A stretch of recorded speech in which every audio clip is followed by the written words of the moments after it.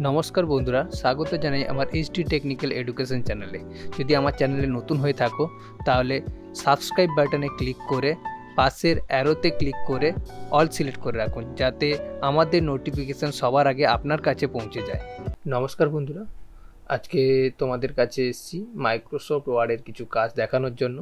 তো তোমাদের already home মেনুর অনেক কাজগুলো আমার ভিডিওতে আপলোড করা আছে, যারা দেখোনি তারা দেখে নিতে পারো। এই মাইক্রোসফট ওয়ার্ড কীভাবে ওপেন করতে হয় সেটাও দেওয়া আছে আগের ভিডিওগুলোতে, তো তোমরা একবার দেখে নিতে পারো। তো আজকে আমি মাইক্রোসফট ওয়ার্ডের উপরে একটা কাজ তোমাদেরকে দেখাবো, যেটা হচ্ছে ওয়ার্ড আর্ট। তো ইনসার্ট মেনুর মধ্যে আমি পিকচারের কাজটাও দেখিয়ে দিয়েছি। তো আজকে যেটা দেখাবো এই মাইক্রোসফট ওয়ার্ডের ওয়ার্ড আর্ট, এই অপশনের মাধ্যমে আমরা কিভাবে একটা কোনো স্কুল বা ইনস্টিটিউশনের নাম দিয়ে একটা ডিজাইন করে একটা ফ্রন্ট পেজ তৈরি করতে পারি, যেটা তোমার স্কুলের বিভিন্ন প্রজেক্টের ক্ষেত্রে স্টুডেন্টদের লাগে। তো সেটা আজকে দেখাবো তোমাদের মাইক্রোসফট ওয়ার্ডে।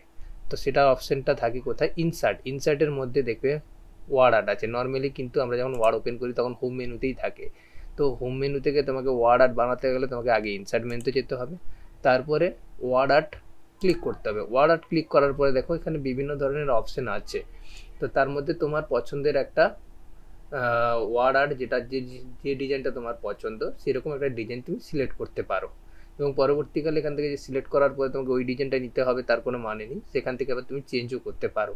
তো দেখিয়ে দিই কীভাবে। ধরো সাপোজ আমি এই অপশানটা ফর্মালিটি মেনটেন করার জন্য এটাই নিচ্ছি, সিম্পল সাদা সিধা একটা ওয়ার্ড আর্ট। তো সেটার উপর ক্লিক করলাম। ক্লিক করার পরে দেখো লেখা আছে ইওর টেক্সট হেয়ার, মানে তোমাকে একটা কোনো টেক্সট টাইপ করতে বলছে। তাহলে এটাকে আমি রাখবো না, এটাকে ব্যাকস্পেস দিয়ে ডিলিট করে দিলাম। তারপরে আমি লিখলাম কোনো একটা লিখলাম এগরা বিদ্যাসাগর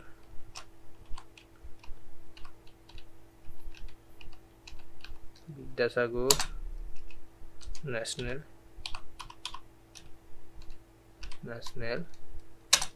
ইউথ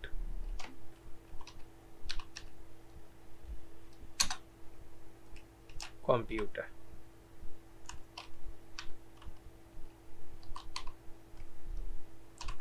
তো এখানে আমি কি লিখলাম? Egra Vidyasagar national youth computer. তো ঠিক আছে, কোনো অসুবিধা নেই, আমি এইটা দিয়েই এই নামটা দিয়ে আমি একটা তোমাদের পেজ সেটআপ দেখিয়ে দিই। তো ওকে ক্লিক করলাম। ওকে ক্লিক করার পরে এটাকে আমি আমার মতন করে সাজিয়ে নেব। এটাকে কিভাবে সাজাবো, কারণ এই মুহূর্তে এটাকে আমি কোথাও নিয়ে যেতে পারছি না। দেখো এটা যখন অর্ডার করেছি তখন নতুন একটা ফরম্যাট, নতুন একটা মেনু বার ওপেন হয়ে গেছে। দেখতে পাচ্ছ তোমরা, নতুন একটা মেনু বার ওপেন হয়ে গেছে। তো নর্মালি এটা আমরা ইনসার্টে ছিলাম, ইনসার্ট থেকে হুট করে ফরম্যাটে চলে এলো। আর ফরম্যাটটা কিন্তু এটাই ক্রিয়েট করার পরেই হয়েছে, অর্ডার ক্রিয়েট করার পরেই ফরম্যাট মেনুর নতুন অপশানটা এসেছে। যখন আমি বাইরে ক্লিক করে দেবো তো দেখো ভিউর পরে কোনো মেনু নেই। তো এরপর যখনই আমি ক্লিক করছি সঙ্গে সঙ্গে ভিউর পরে একটা ফরম্যাট মেনু চলে আসছে। তো সেক্ষেত্রে আমাকে কি করতে হবে না, এইটাকে কাজ করানোর জন্য ফরম্যাট মেনুতেই যেতে হবে আমাকে। ফরম্যাট মেনুতে গেলে এই ওয়ার্ড আর্ট যেটা লিখেছি Egra Vidyasagar national youth computer, এর এই ওয়ার্ড আর্টকে আমি এডিট করতে পারবো। প্রথমত এটাকে আমরা সাজেশন যেটা করি, টেক্সট র্যাপিং আছে, টেক্সট র্যাপিংয়ে গিয়ে এটাকে ইনফ্রন্ট অফ টেক্সট করে দিলাম। ইনফ্রন্ট অফ টেক্সট মানে অ্যাকচুয়ালি এই লেখাটা সবার উপরে থাকবে।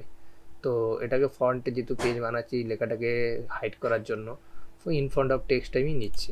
ইনফ্রন্ট অফ টেক্সট নেওয়ার সঙ্গে সঙ্গে দেখো এর একটু স্টাইলটা একটু চেঞ্জ হয়ে গেল, এবং যে দিক দিয়ে একটা দাগ ছিল, নিচ দিয়ে একটা দাগ ছিল, এটাকে ধরে রেখেছিলো, সেটা উঠে গেছে। এবারে আমি দেখো এখানে ক্লিক করে যে কোনো জায়গায় নিয়ে গিয়ে সেট আপ করতে পারি, যেটা আগে পারছিলাম না। তো এটাকে আমি আর একটু ক্রসিং করার জন্য এই যে ব্লু কালারের গোল বিন্দুটা আছে ওখানে ক্লিক করে এটাকে টেনে নিলাম। টানার পরে নর্মালি আমরা যেভাবে ফ্রন্ট পেজে একটা স্কুলের নাম বা ইনস্টিটিউশনের নাম দিয়ে প্রজেক্ট খাতা তৈরি করি, তো সেইভাবে দেখো অনেকটাই চলে এসেছে। তো তুমি চাইলে এই স্টাইলটাকে তুমি এখান থেকেও চেঞ্জ করতে পারো। কিভাবে না, এটাকে ক্লিক করার পরে আবার ফরম্যাট মেনুতে যাব। ফরম্যাট মেনুতে গিয়ে এখান থেকে আমি যে কোনো স্টাইল আবার পুনরায় চেঞ্জ করাতে পারবো, যে আমার অপশানগুলো সেখানে ছিল। দেখতে পাচ্ছ তার উপরে গিয়ে জাস্ট মাউস পয়েন্টটাকে নিয়ে গেলেই সেটা কি হচ্ছে, চেঞ্জ হয়ে যাচ্ছে। তো আমার চেঞ্জ করার প্রয়োজন নেই, তো আমি চেঞ্জ করলাম না। তো এইভাবেই ওয়ার্ড আর্ট ক্রিয়েট হয়, এবং এটাকে সেট আপও করে নিলাম। এরপরে আমি এটাকে একটা শেপ দিতে চাই বা শেপ দিতে চাই বা কালার দিতে চাই। এতে কালার দিতে চাই, তাহলে কি করব, এটাকে ক্লিক করার পর ফরম্যাট মেনুতে যাব, ফিল উইথ কালার।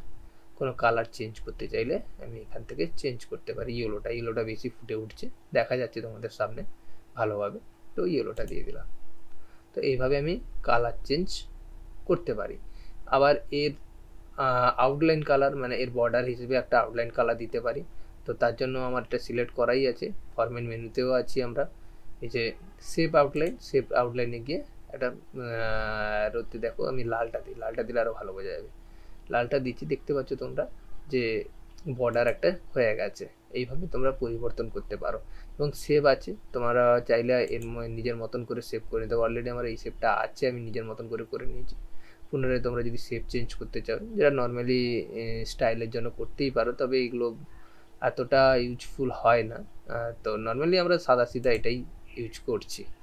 ওকে, তো আজকে ওয়ার আর্টের মধ্যে এইটুকুই থাকুক, এইটুকুর মধ্যেই দেখো, এইটুকু প্র্যাকটিস করো, কারণ লম্বা ভিডিওগুলো অনেকেই পছন্দ করে না। ছোটো ভিডিওতে ছোটোভাবে একটু করে কাজ শিখবে। আবার পুনরায় পরের নেক্সট যখন আমি আবার ভিডিও ছাড়বো, তো আবার এর উপরেই কিছু এক্সট্রা ফিচার্সগুলোকে নিয়ে আমি কাজ করব। থ্যাংক ইউ, অসংখ্য ধন্যবাদ, বাই।